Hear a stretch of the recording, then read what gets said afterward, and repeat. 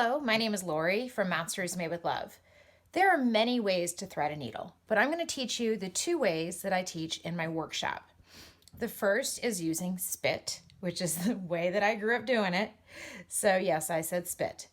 So with threading needles with monsters, we like to actually see the stitches. So we double thread our needles. So the perfect length for threading a needle is twice as long as your arm. I feel it's long enough to where you don't have to keep rethreading it over and over again, but also not too long to where it's going to get tangled up because, thread likes to dance. So make sure the edge is really nice and sharp, okay? So it's all no hair sticking up everywhere. You're also going to put a little spit on the end. That excess hair gel keeps everything under control. Also, hold the thread right close between your fingers. Don't hold it way out here. You don't have any control over the needle, the thread that way. It'll just bend instead of going through the needle.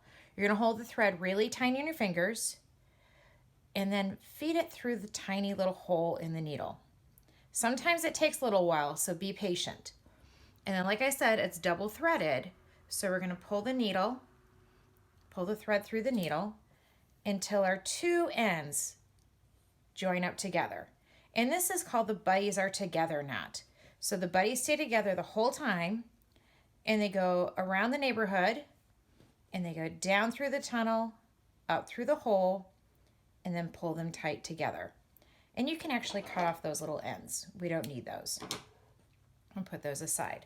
So that is one way of threading your needle. The other way of threading the needle is using a tool. These are needle threaders. These are just as powerful as a screwdriver or a hammer when it comes to tools. This one, although it's the old-fashioned style, it looks like a dime, this one is a little flimsy and I find they do fall apart easily. So I like to use one like this. They do have a nice little loop at the end. It looks like a diamond loop. And you're going to feed that metal loop through the tiny hole of the needle. Okay?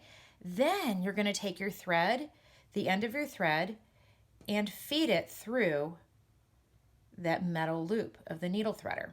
Pull it through just a few inches, and they're going to hold the needle like you would a lollipop and pull the needle threader. Sometimes you have to wiggle and jiggle and tug a little bit to get it to go, and then pull the thread through. It is easily threaded that way.